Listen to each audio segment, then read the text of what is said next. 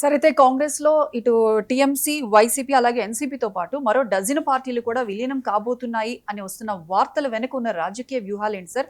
ఒకవేళ గనక అదే జరిగితే రాబోయే 2029 ఎన్నికల్లో ఈ మహాకూటమి ఇటు మోదీ షాల్ని ఓడించి దేశ రాజకీయాల్లో పెను మార్పులు తీసుకురాబోతోందా? ఎస్ అండి. ఇప్పుడు 2014 తర్వాత మోడీ షా ఒక యుగంగా మనం చెప్పొచ్చు. ఈ యుగంలో అత్యంత ప్రధానం ఏంటంటే 2014, 2019, 2024 ఎలక్షన్లో కాంగ్రెస్ ఎంతో ప్రయత్నం చేసిందనమాట. అయినప్పటికీ కాంగ్రెస్ 150 సంవత్సరాల తన ఏజ్ ఓల్డ్లో మొత్తం చరిత్రలోనే ప్లమ్మేటెడ్ టు లోయెస్ట్ లెవెల్ 44 సీట్లకి పడిపోయిందనమాట. 2019 ఎలక్షన్లో మనం గుర్తుపెట్టుకోవాలి. ఏది 14 ఎలక్షన్లో అత్యంత దీన స్థితిలో కాంగ్రెస్ పడిపోయింది. ఇప్పుడు ఈ కాంగ్రెసు అతి శక్తివంతమైన బీజేపీ ముఖ్యంగా మోడీ షాలను ఎదుర్కోవాలంటే ఏదో ఒక కొత్త వ్యూహం కావాలి. ఈ కొత్త వ్యూహమే ఒకప్పుడు కాంగ్రెస్లోంచి బయట పడిపోయి కాంగ్రెస్ బలహీన స్థితికి కారణమైన ఏ పార్టీలు అయితే ఉన్నాయో ఆ పార్టీలన్నీ కాంగ్రెస్లో మళ్ళీ విలీనం అవడం. ఇది ఈ వ్యూహం. ఈ వ్యూహంలో కాంగ్రెస్ సక్సెస్ అవుతే 2029 ఎన్నికల్లో కాంగ్రెస్ అధ్యక్షుడు రాహుల్ గాంధీ ప్రధాని అవుతారు. మోడీ షాలు ఓడిపోవడం తథ్యం. కాంగ్రెస్కి మళ్ళీ ఒకప్పుడున్న పూర్వ వైభవం రాబోతుంది. మరి ఈ యొక్క విలీనాల ప్రక్రియ అవుద్దా లేదనే దాని మీద ఇది ఆధారపడి ఉంటుంది. మరి మోడీ షాల యొక్క ప్రతి వ్యూహం ఎలా ఉంటుంది అనేది కూడా ఆధారపడి ఉంటుంది. అసలు కాంగ్రెస్ వ్యూహం ఏంటంటే టీఎంసీ ఓడిపోయిన తర్వాత టీఎంసీని విలీనం చేసుకోవడం వల్ల ఇప్పుడు ఈ డిస్కషన్ వచ్చింది. ఈ యొక్క ముఖ్యంగా ఏంటంటే 1959లో కాంగ్రెస్ ఎందుకు బలహీనపడిందంటే కాంగ్రెస్ బలహీనపడడానికి కారణం కాంగ్రెస్ పార్టీలో వైఫల్యం ఉండడం కాదు. కాంగ్రెస్లో ద గ్రేటెస్ట్ లీడర్స్ బయటికి వెళ్ళిపోయి ఆయా ప్రాంతీయ పార్టీలు పెట్టుకోవడం. అలాంటి పార్టీలు ఏంటంటే 1959 నెహ్రూ బతుకుండగానే సి రాజగోపాలాచారి శక్తివంతమైన Gandhi leader separate political party పెట్టేశాడు తమిళనాడులో. అది మొట్టమొదటి విభజన.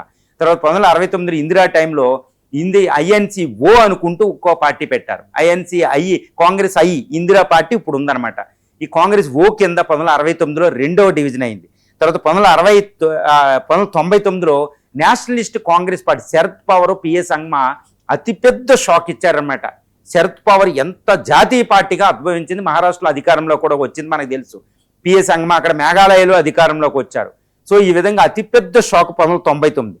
తర్వాత 1998లో టీఎంసీ మమతా బెనర్జీ విడదీసుకెళ్ళి కాంగ్రెస్ని మొత్తం మట్టం చేసి వెస్ట్ బెంగాల్లో అధికారంలోకి వచ్చింది. ఎవరు 1998లో పెట్టిన పార్టీ 2011 కాంగ్రెస్ అంతమైపోయింది. మహారాష్ట్రలో ఎన్సీపీ వల్ల అంతమైపోయింది మనకు తెలుసు. ఇక వైసీపీ 2011లో పుట్టి కాంగ్రెస్ మొత్తాన్ని సమాధి చేసేసింది ఆంధ్రప్రదేశ్లో ఒక రకంగా. ఈ విధంగా ఇవి ప్రధానమైన పార్టీలండి. దీంతోపాటు ఇప్పుడు almost 2 dozen members strongest leaders Congress నుంచి బయటికి వెళ్ళడం జరిగింది. అంటే ముప్పనారని, తమిళనాడని, కేరళలోని ప్రతి రాష్ట్రంలో కూడా కాంగ్రెస్ బయటకు వచ్చి ఆయా ప్రాంతీయ పార్టీలు పెట్టుకున్నారు. కాకపోతే అవి ఉండలేకపోయినాయి, ఎవరు కానీ ఆ లీడర్స్ ఇంకా ఉన్నారు. ఇప్పుడు కాంగ్రెస్ స్ట్రాటజీ ఏంటంటే ఎవరైతే కాంగ్రెస్ నుంచి బయటికి వెళ్ళి కాంగ్రెస్ బలహీనపడిందో దానివల్ల బీజేపీ బలపడింది. ఈవెన్ బీజేపీలో ఉన్నప్పుడు ఈ సువేందు అధికారి ఒకప్పుడు కాంగ్రెస్, టీఎంసీ కాంగ్రెస్ లీడరే. తర్వాత హేమంత్ బిస్వాస్ ఒకప్పుడు కాంగ్రెస్లో తిరుగులేని నేత. ఇప్పుడు బీజేపీలో చాలా మంది చీఫ్ మినిస్టర్లు ఒకప్పుడు కాంగ్రెస్ లీడర్లు. అంటే కాంగ్రెస్లోంచి లీడర్స్ పార్టీలు బయటికి వెళ్ళి పార్టీలు అవతరించడం వల్లే కాంగ్రెస్ బలహీనపడింది. ఇప్పుడు ఏంటంటే కాంగ్రెస్ ఇప్పుడు అసలైన వ్యూహానికి వచ్చిందనమాట, రూట్ కాజ్కి వెళ్ళి ఇప్పుడు ఎన్సీపీ శరద్ పవార్ పార్టీని విలీనం చేసుకోవడానికి ట్రై చేస్తుంది.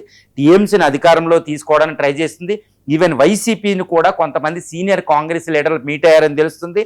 తర్వాత ఇంకా బయటికి వెళ్ళిపోయిన లీడర్లు ఎవరు తమిళనాడు నుంచి ఇటు హర్యానా, పంజాబ్, ఎక్కడైతే గుజరాత్ నుంచి కాంగ్రెస్ నుంచి బయటికి వెళ్ళిన సీనియర్ మోస్ట్ లీడర్లు కాస్త ఏదో ప్రజెన్స్ ఉన్న వాళ్ళని అందరినీ కూడా ఇప్పుడు ఇక్కడ తీసుకురావడానికి ట్రై చేస్తున్నారని తెలుస్తుంది. ఇది కానీ జరిగింది అంటే 2029 ఎలక్షన్లో పాన్ ఇండియన్ పొలిటికల్ పార్టీ అంటే మోడీ అంటారన్నమాట కాంగ్రెస్ ముక్తి భారత్. కాంగ్రెస్ అనేది మనకి దేశానికి ద్రోహం చేసింది. కాంగ్రెస్ ముక్తి భారత్, అసలు కాంగ్రెస్ని విముక్తం దేశం నుంచి తరిమేస్తానని మాట్లాడిన మోడీకి వ్యతిరేకంగా ఇప్పుడు కాంగ్రెస్ స్ట్రాటజీ అనమాట. అద్భుతమైన స్ట్రాటజీ. ఇది సక్సెస్ అవుతుందా లేదా అని కాదు, ఈ వ్యూహాన్ని మనం మెచ్చుకోవాలి. ఒకవేళ సక్సెస్ అయ్యి ముఖ్యంగా మమతా బెనర్జీ, ఎన్సీపీ 2 పొలిటికల్ పార్టీలు కాంగ్రెస్లోకి వచ్చిన ఇటు మహారాష్ట్ర, వెస్ట్ బెంగాల్ తిరుగులేని అధికారం వస్తుందన్నమాట. ఇలా రావడం అనేది తథ్యమా అంటే వచ్చే అవకాశాలు పుష్కలంగా ఉన్నాయి. ఎందుకు అంటే ఈ వ్యూహం సక్సెస్ అవ్వడానికే ఛాన్సెస్ ఎక్కువ ఉన్నాయి. ఎందుకంటే ఇప్పుడు బీజేపీ ఆర్ఎస్ఎస్ యొక్క ఫ్రాంటల్ అటాక్ తట్టుకుని పార్టీలు సర్వైవ్ అయ్యే పరిస్థితి అయితే ఇక లేదు. ఎందుకంటే టీఎంసీ ఒంటరిగా ఉంటే అది అంతం అవుతుంది కాబట్టి ఇప్పుడు కాంగ్రెస్లోకి వెళ్ళడం ఒక్కటే దానికి వచ్చిన మార్గం. తర్వాత ఎన్సీపీ ఇప్పుడు శరద్ పవార్ లాస్ట్ స్టేజ్లో ఉన్నారు. వాళ్ళ యొక్క రీసెంట్గా వాళ్ళ వంశం కూడా అంతగా లేదు వారసత్వ పార్టీ కాబట్టి ఇప్పుడు ఎన్సీపీ బ్రతకాలి, వాళ్ళ కూతురు సుప్రియా సూలే వీళ్ళందరూ ఉండాలంటే కాంగ్రెస్లోనే వాళ్ళకి రక్షణ ఎక్కువ ఉంటుంది. కాబట్టి జాతీయ పార్టీలు మెర్జ్ చేయకపోతే అసలు ఎన్సీపీ అసలు అక్కడ ఇప్పటికే చీలిపోయింది కాబట్టి అసలు ఎన్సీపీ అస్తిత్వమే లేకుండా పోయే అవకాశం ఉంది. కాబట్టి ఎన్సీపీకి కాంగ్రెస్లో ఉంటేనే లైఫ్, లేదా అస్తిత్వం ఉండదు. టీఎంసీ కూడా అంతే. ఇక వైసీపీ పరిస్థితి వస్తే ప్రస్తుతానికి బాగుంది, కానీ వచ్చే ఎలక్షన్లో కూడా వైసీపీ ఓడిపోతే దాని అస్తిత్వం కూడా ప్రమాదంలో పడుతుంది. బీజేపీని ఎక్కువ నమ్ముకుని ఉందనుకోండి, దాని అస్తిత్వం ప్రమాదంలో. ఎందుకంటే వారసత్వ పార్టీ ఒకే వ్యక్తి మీద ఆధారపడిన పార్టీ కాబట్టి నేషనల్ పార్టీలో ఉంటే రక్షణ ఎక్కువ ఉంటుంది. కాబట్టి వైసీపీకి ఇప్పుడు పరిశీలించకపోయినా వచ్చే ఎలక్షన్ తర్వాత అయినా అది ఓడిపోతే మాత్రం వెళ్ళే అవకాశాలు పుష్కలంగా వైసీపీకి కూడా ఉంటాయి. ఈ విధంగా మిగిలిన లీడర్లో వేరే స్టేట్లో ఉన్న ఒక 2 డజన్ కాంగ్రెస్ నుంచి బయటికి వెళ్ళిన శక్తివంతమైన లీడర్లను కూడా దీంట్లోంచి తీసుకురాబోతున్నారు. వివిధ మతాలకు సంబంధించిన, కులాలకు సంబంధించిన వాళ్ళని, వీళ్ళందరినీ ఆయా ప్రాంతాల్లో స్ట్రాంగ్గా. కాబట్టి ఒక పాన్ ఇండియన్ పొలిటికల్ పార్టీగా కాంగ్రెస్ అవతరిస్తే ఇప్పుడు చాలా శక్తివంతం. అసలు మోడీ షాలు నిలబడడానికి కూడా వీలు ఉండదు అనమాట. అంత ఇప్పటికే వాళ్ళ మీద యాంటీ ఇన్కంబెన్సీ, వ్యతిరేక ఓటు ఉండడం, కొయిలేషన్ గవర్నమెంట్ నడపడం వల్ల చాలా బలహీన పడిపోయే అవకాశం ఉంది. ఇది నిజమవుతే మాత్రం 2029లో మోడీ షాల్దే విన్ను. బట్ ఈ మీన్ వైలో మోడీ షాలు దీన్ని పసిగట్టి మరి వాళ్ళ ప్రతి వ్యూహం కూడా ఉంది. ఇప్పుడు దీనిని వెంటనే అరెస్ట్ చేయడం, ఎన్సీపీ ముందే వాళ్ళతో మాట్లాడడం, మీకు ఎటువంటి ప్రాబ్లం లేదు, మీరు కలవద్దు అని వాళ్ళని కన్విన్స్ చేయడానికి ఇవన్నీ జరుగుతున్నాయి. కాకపోతే ఇంకా బీజేపీని నమ్మి పొలిటికల్ పార్టీలు అయితే ఉండవు కాబట్టి కాంగ్రెస్లో ఈ పొలిటికల్ పార్టీలు అన్నీ వెనక్కి వెళ్ళి కాంగ్రెస్ని శక్తివంతం చేస్తే మళ్ళీ ఏజ్ ఓల్డ్ పార్టీ మళ్ళీ పూర్వవైభవం.